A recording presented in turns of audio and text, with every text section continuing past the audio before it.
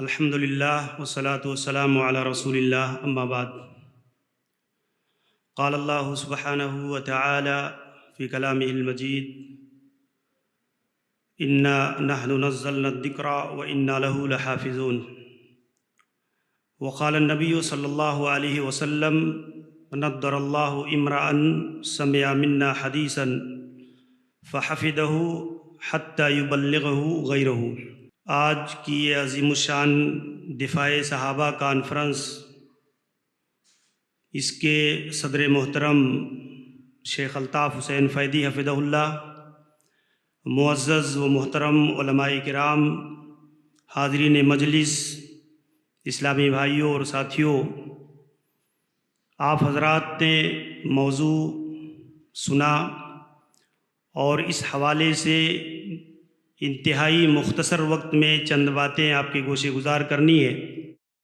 کہ صحابہ کرام رضوان اللہ علیہم اجمعین کی کوششیں حدیث اور سنت کی روایت اور حفاظت کے باب میں کیا ہے۔ صحابہ کرام نے اللہ کے نبی صلی اللہ علیہ وسلم سے جو حدیثیں روایت کی ہیں، سنا ہے، آپ کی صحبت اور مجلس میں بیٹھ کر کے اللہ کے نبی صلی اللہ علیہ وسلم کی حدیثوں کو سن کر کے امت تک پہنچایا ہے، اس کے پیچھے صحابہ کرام کی کس قدر قربانیاں ہیں۔ اور صحابہ کرام رضوان اللہ علیہم اجمعین نے علم حدیث کو حاصل کرنے کے لیے، اس کی تبلیغ اور اشاعت کے لیے کس قدر قربانیاں پیش کی ہیں۔ آپ دیکھیں کہ اللہ تبارک و تعالیٰ کا یہ دین دو بنیاد اور اساس پر قائم ہے۔ ایک ہے اللہ کی کتاب قرآن مجید، اور دوسری ہے رسول اکرم صلی اللہ علیہ وسلم کی سنتیں اور آپ کی حدیثیں۔ حدیث اور سنت کی حفاظت صحابہ کرام کے لیے کوئی اختیاری مسئلہ نہیں تھا۔ اصل میں اگر آپ دیکھیں گے تو صحابہ کرام رضوان اللہ علیہم اجمعین کو اللہ کے نبی صلی اللہ علیہ وسلم نے تاکید فرمائی تھی۔ آپ نے ان کی تربیت اسی لحاظ سے کیا تھا۔ صحابہ کرام کے دینی مشن کا یہ بنیادی اور ترجیحی پہلو تھا کہ وہ اللہ کے رسول صلی اللہ علیہ وسلم کی مجلسوں میں اپنی تمام مشغولیات سے وقت نکال کر کے شریک ہوتے، حدیث و سنت کو روایت کرتے، اس کا علم حاصل کرتے، اور اس کا علم سیکھ کر کے اپنے شاگردوں کو اور لوگوں کو جو ہے حدیث کی حفاظت اور حدیث پر عمل اور اسی طریقے سے حدیث کو لوگوں کے لیے بیان کرتے تھے۔ تو اگر آپ دیکھیں گے کہ صحابہ کرام رضوان اللہ علیہم اجمعین کے لیے اللہ کے نبی صلی اللہ علیہ وسلم نے تاکیدی حکم فرمایا تھا، ترغیب بھی دی تھی۔ نضر اللہ امرأ سمع منا حدیثا، اللہ تعالیٰ اس شخص کو تر و تازہ رکھے جو شخص مجھ سے ایک حدیث کو سنتا ہے، فحفظہ، اس کو ضبط کرتا ہے، اس کو یاد کرتا ہے، اور پھر اپنے بعد کے لوگوں تک، دوسرے لوگوں تک اسے پہنچاتا ہے۔ تو اللہ کے نبی صلی اللہ علیہ وسلم نے اس حدیث کے اندر حفاظت حدیث اور اس کی روایت اور اسے ضبط کرنے پر اللہ کے نبی صلی اللہ علیہ وسلم نے دعا فرمائی ہے۔ اسی طریقے سے آپ دیکھیں گے رسول اکرم صلی اللہ علیہ وسلم ایک حدیث کے اندر اللہ کے نبی نے فرمایا کہ انی احدثکم بحدیث، میں تم سے حدیثیں بیان کرتا ہوں تو تم میں سے ایک آدمی فلیحدث منکم الحاضر الغائب۔ شیخ البانی نے اس حدیث کو صحیحہ کے اندر صحیح سند کے ساتھ نقل کیا ہے کہ میں تم سے حدیثوں کو بیان کرتا ہوں تو تم میں سے جو آدمی میری حدیث کو سنے، اس کو جو لوگ یہاں نہیں ہیں ان تک اس حدیث کو پہنچائے۔ اسی طریقے سے اللہ کے رسول صلی اللہ علیہ وسلم فرماتے تھے کہ تسمعون یسمع منکم، کہ اے میرے صحابہ تم میری حدیثوں کو سنو، تم میری مجلسوں میں شریک ہو کر کے حدیث و سنت کو سنو، اس لیے کہ بعد میں جو تمہارے بعد لوگ ہوں گے، تمہارے شاگرد، تم سے حدیثوں کو سنیں گے۔ اور اسی طریقے سے جو ہے اللہ کے نبی صلی اللہ علیہ وسلم نے صحابہ کرام کو ترغیب دی، حتیٰ کہ آپ دیکھیں کتنے ایسے وفود اللہ کے نبی صلی اللہ علیہ وسلم کی خدمت میں حاضر ہوتے اور ایک وقت تک آپ کی صحبت میں رہ کر کے آپ کے لیل و نہار کے اعمال کو، آپ صلی اللہ علیہ وسلم کے اخلاق کو، آپ صلی اللہ علیہ وسلم کے رہن سہن کو دیکھتے اور پھر جب وہ اپنے قوم و قبیلے میں جانے کا ارادہ ظاہر کرتے تو رسول اکرم صلی اللہ علیہ وسلم انہیں خصوصی طور پر نصیحت کرتے، احفظوہ واخبروہ من وراءکم، کہ جو تم نے یہاں باتیں سنی ہیں، جو میری حدیثیں، میری سنتیں، جو تشریعی احکامات، جو شرعی عبادات اور دیگر چیزوں کو تم نے یہاں حاصل کیا ہے، یہ اپنے بعد جا کر کے اپنے کنب و قبیلے میں اپنے اہل و عیال کو تم اس کا علم دینا، اس کو سکھانا۔ یہ رسول اکرم صلی اللہ علیہ وسلم تاکید فرماتے تھے۔ مالک بن حویرث رضی اللہ عنہ کی پوری روایت صحیحین کے اندر موجود ہے، اور اسی طریقے سے آپ دیکھیں گے وفد عبد القیس کی آمد، اور پھر جب وہ اپنے قبیلے میں واپس جانے لگے تو اللہ کے نبی صلی اللہ علیہ وسلم نے خصوصیت کے ساتھ ان کو اس بات کی تلقین اور اس بات کی وصیت فرمائی تھی۔ تو اس حیثیت سے دیکھیں گے، ایسے ہی صحابہ کرام رضوان اللہ علیہم اجمعین میں سے ہر شخص فارغ البال نہیں تھا۔ کوئی زراعت، تجارت، کسی کی مشغولیت، بیوی بچوں کی مشغولیت، اور اس طریقے سے آپ دیکھیں گے اس کے باوجود صحابہ کرام اپنا وقت نکال کر اللہ کے نبی صلی اللہ علیہ وسلم کی مجلس میں آتے تھے، شریک ہوتے تھے، تاکہ حدیث و سنت کا علم حاصل کرے۔ اور اللہ کے نبی صلی اللہ علیہ وسلم کی مجلس میں اگر کسی مشغولیت کی وجہ سے شریک نہیں ہو پاتے تو حضرت عمر رضی اللہ عنہ کی حدیث موجود ہے صحیح بخاری کے اندر کہ کننا نتناوب، کہ ہم جو ہے باری لگا لیتے تھے۔ میں نے اپنے ایک انصاری ساتھی کے ساتھ باری لگا لیا تھا کہ ایک دن تم اللہ کے نبی کی مجلس میں جاؤ گے اور دوسرے دن میں اللہ کے نبی کی مجلس میں جاؤں گا۔ جس دن میں نہیں جاؤں گا اس دن تم اپنی مشغولیت کے اندر، یعنی تم شریک ہونا اللہ کے نبی صلی اللہ علیہ وسلم کی خدمت میں اپنی مشغولیات میں رہوں گا، اور اس طریقے سے جب میں آؤں گا دوسرے دن تو تم نے جو کچھ کتاب و سنت کی تعلیمات سنی ہے، حاصل کی ہے، یہ تم مجھے بتا دو گے، بیان کر دو گے۔ میرے بھائیو، حضرت عبداللہ ابن عباس رضی اللہ عنہ کی روایت موجود ہے کہ جب مجھے کسی کبار صحابی کے بارے میں معلوم ہوتا کہ ان کے پاس اللہ کے نبی کی کوئی حدیث ہے تو میں دھوپ میں، چلاتی دھوپ میں جا کر کے ان کے دروازے پر دوپہر میں جو ہے چادر بچھا کر کے بیٹھ جاتا، تاکہ جب وہ نکلیں گے تو میں اس سے اللہ کے نبی صلی اللہ علیہ وسلم کی حدیث کو سنوں گا، ان سے اللہ کے نبی صلی اللہ علیہ وسلم کی حدیث کو بیان کرنے کے لیے کہوں گا۔ آپ دیکھیں اس طریقے سے حضرت عبداللہ ابن عباس رضی اللہ عنہ کا عمل موجود ہے۔ اسی طریقے پر حضرت عبداللہ ابن مسعود رضی اللہ عنہ رکبت الابل کی پوری روایت موجود ہے۔ تو میرے بھائیوں، اس طریقے سے صحابہ کرام رضوان اللہ علیہم اجمعین نے حدیث و سنت کی جمع و تدوین، حدیث و سنت کو پڑھنے، پڑھانے، املا کرانے، اپنے شاگردوں کو جو ہے لکھانے، حتیٰ کہ آپ دیکھیں گے کتنے صحابہ ہیں، حضرت جابر بن عبداللہ، حضرت ابو ایوب الانصاری، حضرت عبداللہ ابن عباس، جنہوں نے ایک ایک روایت، ایک ایک حدیث کی تحقیق و تثبت کے لیے سینکڑوں میل کا، ہزاروں میل کا سفر کیا، مہینوں تک سفر کیا، صرف ایک حدیث کی تحقیق اور جستجو کے لیے۔ تو اس حیثیت سے ہم دیکھتے ہیں کہ صحابہ کرام رضوان اللہ علیہم اجمعین کی کوششیں بڑی سنہری ہیں اس باب میں۔ اسی حیثیت سے آپ دیکھیں صحابہ کرام کی حفاظت حدیث، روایت حدیث میں جو ضوابط، جو اصول، جو قواعد صحابہ کرام نے اختیار کیے، انہی قواعد کی روشنی میں بعد میں تابعین اور محدثین نے جرح و تعدیل کا بہترین علم جو ہے اسی سے اخذ کیا ہے۔ اگر روایت حدیث کے باب میں دیکھیں گے کہ صحابہ کرام رضوان اللہ علیہم اجمعین نے کس قدر احتیاط کا پہلو اختیار کیا ہے حدیثوں کی روایت میں، آپ دیکھیں حضرت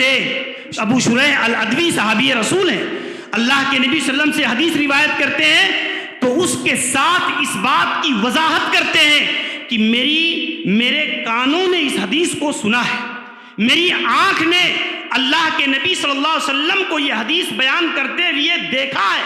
میں نے اس حدیث کو ڈائریکٹ اللہ کے نبی سے حفظ اور ضبط کیا ہے۔ آپ دیکھیں حضرت ابو حمید الساعدی رضی اللہ عنہ کی صحیح روایت صحیح بخاری کے اندر موجود ہے کہ وہ یہی بات ذکر کرتے ہیں، اور کرنے کے بعد ذکر کرتے ہیں کہ فَاسْأَلُوا زید بن ثابت، اگر یقین نہیں آتا تو زید بن ثابت سے پوچھ لو، وہ میرے ہم سبق اور ہم درس رہے ہیں اللہ کے نبی صلی اللہ علیہ وسلم کی خدمت میں اس حدیث کو سننے کے باب میں۔ ابن لطبیہ والی روایت کو بیان کر کے اور پوری صراحت اور پوری وضاحت بیان کرتے ہیں۔ یہ قواعد ہیں، یہ ضابطے، یہ تصدیق و تثبت کا اصول صحابہ کرام رضوان اللہ علیہم اجمعین نے حدیث کے بیان کرنے میں عرض کیا ہے۔ آپ اگر دیکھیں گے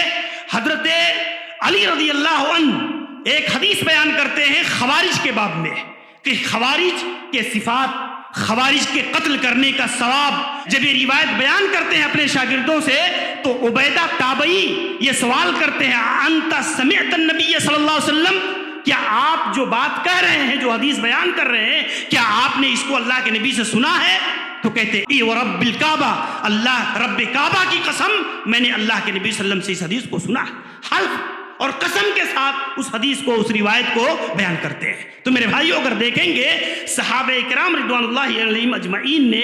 حدیثوں کے روایت میں جو اصول، جو ضابطے، جو قواعد اور جس طریقے سے صحابہ کرام رضوان اللہ علیہم اجمعین نے تحقیق و تثبت کا اصول اختیار کر کے روایتوں کو امت تک پہنچایا ہے، یہ بڑا ہی عظیم الشان اور سنہرا کردار ہے صحابہ کرام رضوان اللہ علیہم اجمعین کا۔ یہاں تک کہ آپ دیکھیں جب حضرت عثمان ابن عفان رضی اللہ عنہ کی شہادت ہوئی، فتنوں کا دروازہ امت کے لیے کھلا اور پھر اس کے بعد بہت ساری جماعتیں، تحریکیں، افکار، نظریات کے لوگ پیدا ہوئے، تو اس وقت آپ دیکھیں حضرت عبداللہ ابن عباس رضی اللہ عنہ کہتے ہیں اس موقع پر جب جو ہے بشیر العدوی جو مخضرم صحابی ہیں جنہوں نے اللہ کے نبی صلی اللہ علیہ وسلم کی صحبت، ابھی شیخ بتا رہے تھے لقا ثابت نہیں ہے، بعد میں ایمان لائے ہیں، لیکن آپ دیکھیں وہ کہتے ہیں قال رسول اللہ صلی اللہ علیہ وسلم، جب وہ یہ بات کہتے ہیں تو حضرت عبداللہ ابن عباس رضی اللہ عنہ التفات نہیں کرتے اس کی طرف، تو وہ کہتے ہیں اے ابن عباس میں تم سے اللہ کے نبی کی حدیث بیان کر رہا ہوں اور تم میری طرف التفات نہیں کرتے، توجہ نہیں کرتے۔ تو حضرت عبداللہ ابن عباس رضی اللہ عنہ کہتے ہیں کہ دیکھو ایک وقت تھا، ایک دور تھا کہ جب ایک آدمی کہتا تھا قال رسول اللہ صلی اللہ علیہ وسلم تو ابتدرتہ ابصارنا، ہماری نگاہیں کھڑی ہو جاتی تھی، ہمارے کان اس کی طرف لگ جاتے تھے کہ یہ اللہ کے نبی صلی اللہ علیہ وسلم کی حدیث بیان کر رہا ہے۔ لیکن اس کے بعد جب جو ہے رکب الناس والصعب والذلول، جب لوگ جو ہے رطب و یابس علم گلم چیزیں اللہ کے نبی صلی اللہ علیہ وسلم کے نام پر بیان کرنے لگے، تو اب اگر کوئی آدمی کہتا ہے، حدیث بیان کرتا ہے، تو ہم اسی آدمی سے حدیث کو لیتے ہیں جس کو ہم پہچانتے ہیں۔ اور آپ دیکھیں ابن سیرین رحمہ اللہ نے اسی بات کو اپنے اساتذہ سے، اپنے صحابہ کرام سے اس بات کو سیکھا تھا اور کہتے تھے کہ فتنے کے بعد جب کوئی آدمی حدیث بیان کرتا تو ہم کہتے سموا لنا رجالکم، اپنے استاذ کا نام بتاؤ، اپنے استاذ کا نام بتاؤ کہ تم نے اس حدیث کو کس سے حاصل کیا ہے۔ اگر وہ اہل سنت سے ہوتا تو ہم اس حدیث کو لیتے، اور اگر وہ اہل بدعت سے ہوتا تو ہم اس حدیث کو ترک کر دیتے، چھوڑ دیتے۔ یہ صحابہ کرام کا دستور اور ضابطہ ہے میرے بھائیو کہ صحابہ کرام رضوان اللہ علیہم اجمعین نے حدیث و سنت کے علم میں اس قدر تثبت کا اعتبار کیا ہے، تحقیق کا اعتبار کیا ہے، حتیٰ کہ امام ذہبی نے ذکر کیا کہ حضرت ابو بکر صدیق رضی اللہ عنہ اول من احتاط فی الاخبار، حدیث و سنت کے لینے میں، روایت کرنے میں سیدنا ابو بکر صدیق رضی اللہ عنہ یہ پہلے شخص ہیں جنہوں نے تثبت کا، تحقیق کا جو ہے کی بنا ڈالی ہے، بنیاد ڈالی ہے۔ حدیث جدہ کے باب میں آپ دیکھیں گے کہ حضرت عمر بن خطاب رضی اللہ عنہ کے زمانے میں آپ دیکھیں کہ حضرت عمر رضی اللہ عنہ اس معاملے میں انتہائی سخت تھے کہ کوئی آدمی اللہ کے نبی صلی اللہ علیہ وسلم کے معاملے میں کوئی بھی چیز بیان نہ کرنے پائے، یہاں تک کہ آپ دیکھیں صحیح بخاری کی روایت کہ حضرت ابو موسیٰ الاشعری رضی اللہ عنہ نے استیزان ثلاثہ کے مسئلے میں آپ دیکھیں کہ جب انہوں نے اللہ کے نبی صلی اللہ علیہ وسلم کی حدیث بیان کی حضرت عمر رضی اللہ عنہ کے سامنے کہ اللہ کے نبی نے فرمایا اذا استاذن احدکم ثلاثا، جب تم میں سے کوئی آدمی کسی کے یہاں جائے اور 3 بار اجازت طلب کرے اور اگر اجازت نہ ملے فلیرجع، تو اسے چاہیے کہ وہ لوٹ جائے جو ہے۔ کہتے ہیں اس حدیث کو بیان کیا تو حضرت عمر بن خطاب رضی اللہ عنہ نے کہا کہ اس پر بینہ لاؤ، دلیل لاؤ، اس پر گواہ لاؤ، اگر اس پر گواہ نہیں لاتے لاؤجاتک، تو میں دوڑا دوڑا کر کے کوڑے ماروں گا۔ تو آپ دیکھیں یہ حضرت عمر رضی اللہ عنہ کس باب میں، یہ حضرت عمر رضی اللہ عنہ نے محض تحقیق، تثبت کہ یہ واقعی اللہ کے نبی صلی اللہ علیہ وسلم کی حدیث ہے، اور اس کی بنیاد پر حضرت ابو موسیٰ اشعری گئے انصار کے قبیلے میں اور بھاگے بھاگے اور جا کر کے لوگوں سے ذکر کیا، تو حضرت ابو سعید خدری رضی اللہ عنہ کھڑے ہوئے اور کہا یہ چیز اللہ کے نبی کی حدیث ہے اور میں نے خود اپنے کانوں سے اس حدیث کو سنا ہے، میں حضرت عمر رضی اللہ عنہ کے پاس گواہی دیتا ہوں۔ آپ دیکھیں یہ ایسے ایک نہیں کئی روایتیں ہیں۔ آپ اگر دیکھیں گے کہ حضرت خباب یہ تابعی ہیں اور حضرت عبداللہ ابن عمر رضی اللہ عنہ کے شاگرد ہیں. حضرت عبداللہ ابن عمر رضی اللہ عنہ سے کہتے ہیں کہ حضرت ابو ہریرہ رضی اللہ عنہ نے جو حدیث بیان کی ہے، کس باب میں؟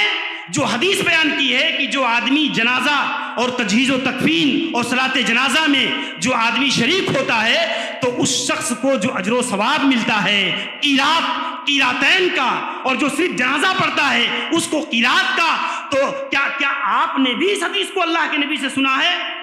تو کہتے ہیں حضرت عبداللہ ابن عمر رضی اللہ عنہ خاموش ہو جاتے ہیں اور کہتے ہیں کہ یہ جاؤ حضرت عائشہ رضی اللہ عنہ کے پاس، حضرت عائشہ رضی اللہ عنہ کے پاس جاؤ اور جا کر کے ان سے دریافت کرو، ان سے پوچھو کہ جو ہے حضرت ابو ہریرہ رضی اللہ عنہ جو حدیث بیان کر رہے ہیں یہ حدیث واقعی اللہ کے نبی صلی اللہ علیہ وسلم سے انہوں نے سنی ہے؟ تو حضرت عائشہ رضی اللہ عنہ کہتی ہے صدق ابو ہریرہ، صدق ابو ہریرہ، ابو ہریرہ نے صحیح بات کہی ہے. ابو ہریرہ نے اس حدیث کو اللہ کے نبی صلی اللہ علیہ وسلم سے سن کر کے بیان کیا ہے. میرے بھائیو، اس حوالے سے اگر دیکھیں گے تو کتنی روایتیں اور کتنی حدیثیں ایسی ہیں کہ صحابہ کرام رضوان اللہ علیہم اجمعین نے حدیث و سنت کے حوالے سے جو خدمات انجام دی ہیں، تحقیق کے باب میں، روایت کے باب میں، حدیثوں کے بیان کرنے کے باب میں، حدیثوں کے املا کرانے کے باب میں، مستشرقین اور منکرین حدیث نے ایک شوسے کو بڑی تیزی کے ساتھ اٹھایا ہے کہ حدیث اور سنت کے معاملے میں انہوں نے جو شوسے اخذ کیے ہیں کہ حدیث و سنت جو اللہ کے نبی صلی اللہ علیہ وسلم سے صحابہ کرام نے اخذ کیے ہیں اس میں مقلین بھی ہیں، مقصرین بھی ہیں. یعنی بعض صحابہ کثرت کے ساتھ اللہ کے نبی صلی اللہ علیہ وسلم سے حدیثیں بیان کرتے ہیں، جس میں حضرت ابو ہریرہ، حضرت عبداللہ ابن عباس، حضرت عائشہ، حضرت ابو سعید خدری اور بہت سارے صحابہ ایسے ہیں جو بہت ہی احتیاط کا پہلو اختیار کرتے تھے، جو ہے کبار صحابی ہیں. یعنی اللہ کے نبی صلی اللہ علیہ وسلم کی ایک لمبی صحبت حاصل ہے. لیکن آپ دیکھیں حضرت عبداللہ ابن زبیر اپنے والد زبیر بن عوام رضی اللہ عنہ سے کہتے ہیں کہ آپ ایسے حدیثیں کیوں نہیں بیان کرتے ہیں جیسے عبداللہ ابن مسعود اور فلاں اللہ کے نبی صلی اللہ علیہ وسلم سے کثرت کے ساتھ روایت کرتے ہیں. تو حضرت زبیر بن عوام رضی اللہ عنہ کہتے ہیں، امام مسلم نے اس حدیث کو اپنی صحیح کے اندر نقل کیا ہے، کہتے ہیں بیٹے میں نے اللہ کے نبی سے ایک حدیث سنی تھی، من کذب علی متعمدا فلیتبوأ مقعدہ من النار، کہ جو شخص اللہ کے نبی صلی اللہ علیہ وسلم پر قصداً و عمداً جھوٹ بولے تو وہ اپنا ٹھکانہ جہنم کو بنا لے. کہتے ہیں بس یہی وہ چیز ہے جس کی بنیاد پر میں کثرت کے ساتھ روایتیں بیان نہیں کرتا کہ کہیں مجھ سے کوئی چوک نہ ہو جائے، کہیں مجھ سے کوئی غلطی وارد نہ ہو جائے، اور اس کی بنیاد پر میں کثرت کے ساتھ روایتیں بیان نہیں کرتا. آپ دیکھیے حضرت انس بن مالک رضی اللہ عنہ کی صحیح روایت ابن ماجہ نے رحمہ اللہ نے صحیح سند کے ساتھ نقل کیا ہے. آپ دیکھیں حضرت انس بن مالک رضی اللہ عنہ جب کوئی حدیث بیان کرتے تو فَإِذَا فَرَغَ مِنْ، جب اس حدیث کو بیان کر کے فارغ ہوتے تو کہتے او کما قال النبی صلی اللہ علیہ وسلم، یعنی جو میں نے حدیث بیان کی ہے اس کے الفاظ وہی ہیں جو اللہ کے نبی صلی اللہ علیہ وسلم نے کہے ہیں، یا اس جیسے الفاظ رسول اکرم صلی اللہ علیہ وسلم نے بیان کیے ہیں. اس قدر احتیاط کا پہلو یہ صحابہ کرام رضوان اللہ علیہم اجمعین کے یہاں ہوتا تھا. اسی لیے اہل علم جانتے ہیں کہ صحابہ کرام نے حدیثوں کی روایت میں روایت باللفظ کا کثرت کے ساتھ اہتمام کیا ہے. روایت بالمعنی بھی جائز اور درست ہے محدثین اور علماء کے نزدیک، لیکن اس کے باوجود آپ دیکھیں گے حدیثیں روایت کرنے میں سارے کے سارے صحابہ ایک جیسے نہیں تھے. سب کے سب ایک مجلس میں اللہ کے نبی کی مجلس میں شریک نہیں ہو پاتے تھے. حضرت براء ابن عازب کی صحیح روایت موجود ہے، کہتے ہیں ما کل، ہم میں سے ہر آدمی اللہ کے نبی سے حدیث نہیں سنتا تھا، ہم میں سے ایک آدمی اپنے ساتھی سے بھی حدیث کو روایت کر لیتا تھا، اس لیے کہ ہم ایک دوسرے پر جھوٹ نہیں بولتے تھے. صحابہ کرام کلہم ثقات، سب کے سب ثقہ ہیں، سب کے سب عادل ہیں، اور اس عدالت اور ثقافت کی بنیاد پر صحابہ کرام ایک دوسرے سے حدیثوں کو روایت کرتے تھے. اسی لیے آپ اگر دیکھیں گے حدیث کی کتابوں میں کہ بعض حدیثوں کی سند میں تین صحابہ चार सहाबा तक का तज़किरा बाज़ हदीसों की सनद के अंदर मिलता है। ये इसी बुनियाद पर, और बाज़ ऐसा भी होता था कि वो अपने किसी साथी से हदीस को सुनते थे और डायरेक्ट अल्लाह के नबी सल्लल्लाहु अलैहि वसल्लम से भी की निस्बत से उसको रिवायत कर देते थे। ये तरीका सहाबा किराम के यहाँ मारूफ था। लेकिन आप अगर देखेंगे कि इसके बावजूद हदीसों के रिवायत करने में इंतहाई मुहतात रविश सहाबा इकराम रिज़वानुल्लाहि अलैहिम अजमईन ने अख्तियार किया था। आप देखें मुस्तशरिकीन ने जिस शोशे को उठाया है कि हदीसें असल में बहुत बाद में लिखी गई हैं, हदीसों के लिखने से अल्लाह के नबी सल्लल्लाहु अलैहि वसल्लम ने इब्तिदा में मना कर दिया था। हकीकत है बहुत सारी सही रिवायतें मौजूद हैं कि जब कुरान मजीद का नुज़ूल हो रहा था तो रसूल अकरम सल्लल्लाहु अलैहि वसल्लम ने कुरान से खल्त मल्त ना हो इसकी बुनियाद पर अल्लाह के नबी ने इब्तिदा में हदीसों के लिखने से सहाबा किराम को रोक दिया था, मना कर दिया था। लेकिन फिर जब अल्लाह के नबी सल्लल्लाहु अलैहि वसल्लम ने इजाजत फरमाई तो सहाबा किराम रिज़वानुल्लाहि अलैहिम अजमईन ने कसरत के साथ हदीसों को जो है लिखा। और लिखने के बाद में आप देखें हजरत अब्दुल्लाह इब्न अमर बिन आस रज़ियल्लाहु अन्हु की रिवायत मौजूद है। वो कहते हैं कि मैं हदीसें लिख लिया करता था तो बाज़ कुरैशी लोगों ने कहा कि अल्लाह के नबी कभी खुशी में होते हैं, कभी अल्लाह के नबी सल्लल्लाहु अलैहि वसल्लम गुस्से में होते हैं, तो हर बात तुम अल्लाह के नबी की लिख लेते हो, तो मत लिखा करो। तो कहते मैंने अल्लाह के नबी सल्लल्लाहु अलैहि वसल्लम से जब जिक्र किया इस बात को और आपसे बयान किया तो रसूल अकरम सल्लल्लाहु अलैहि वसल्लम ने कहा उक्तुब मा अक़ूलु इल्लल हक़, तुम लिख लिया करो, मेरी जबान से हक के सिवा कुछ नहीं निकलता है, मेरी जबान से जो कुछ भी निकलता है वो हक निकलता है। तो मेरे भाइयों ये असल चीज़ है सहाबा किराम रिज़वानुल्लाहि अलैहिम अजमईन के बाब में। इस पहलू को भी समझने की ज़रूरत है। दिफाए सहाबा के इस हवाले से, इस अजीम कॉन्फ्रेंस के हवाले से हम तक अल्लाह के नबी सल्लल्लाहु अलैहि वसल्लम के सहाबा की रिवायत और हदीस के बाब में सुनहरे खिदमात और उनकी कुर्बानियों को अगर हम आप देखेंगे तो एक तवील मौजू है और इस बाब में उनकी कुर्बानियाँ बहुत अजीम है। उसकी रिवायत के मामले में इंतहाई एहतियात का, तसब्बुत का, तहकीक का और जो है जुस्तजू का एक अजीम दर्द जो है पहलू उसके अंदर मौजूद है मेरे भाइयों। तो इस तरह से हमें और आपको इस कॉन्फ्रेंस के हवाले से ये बातों को समझना चाहिए कि अल्लाह तबारक व तआला हम सबको इस बात की तौफीक दे कि हम सहाबा इकराम रिज़वानुल्लाहि अलैहिम अजमईन की कुर्बानियों और उनकी कोशिशों को हम उसी नज़र से देखें और मुस्तशरिकीन और मौजूदा हालात के फितनों में जिस तरह के फितने आज सहाबा किराम के बाब में उठ रहे हैं हम उससे इज्तनाब करने और बचने की कोशिश करें। अल्लाह ताला हमारी हाज़िरी को कबूल फरमाए। रब्बुल आलमीन हमने जो कुछ भी सुना है इन बातों को अपनी अमली ज़िंदगी के अंदर भी अक्स करने की तौफीक इनायत फरमाए। अक़ूलु क़ौली हाज़ा अस्तग़फ़िरुल्लाह लि व लकुम व लिसाइरिल मुस्लिमीन मिन कुल्लि ज़ंब इन्नहु हुवल गफ़ूरुर रहीम व सल्लल्लाहु अला नबिय्यिना मुहम्मद व अला आलिहि व सहबिहि अजमईन। ऐसे ही फ़ायदेमंद इस्लामिक वीडियोस देखने और मनहज सलफ़ पर किताब व सुन्नत की तालीमात को आम करने में हमारा ताउन करें ताकि आपके लिए ज़रिया नजात, जन्नत के हुसूल का सबब, साथ ही माल में बरकत व इजाफे का ज़रिया भी बने। आमीन। जज़ाकल्लाहु खैरन।